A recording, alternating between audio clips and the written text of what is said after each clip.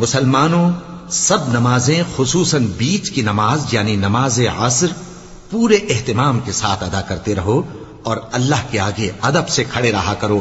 پھر اگر تم خوف کی حالت میں ہو تو پیادے یا سوار جس حال میں ہو نماز پڑھ لو. پھر جب امن و اطمینان ہو جائے تو جس طریق سے اللہ نے تم کو سکھایا ہے جو تم پہلے نہیں جانتے تھے اللہ کو یاد کرو. اور جو لوگ تم میں سے مر جائیں اور عورتیں چھوڑ جائیں وہ اپنی عورتوں کے حق میں وصیت کر جائیں کہ ان کو 1 سال تک خرچ دیا جائے اور گھر سے نہ نکالی جائیں. ہاں اگر وہ خود گھر سے چلی جائیں اور اپنے حق میں پسندیدہ کام یعنی نکاح کر لیں تو تم پر کچھ گناہ نہیں. اور اللہ زبردست ہے، حکمت والا ہے.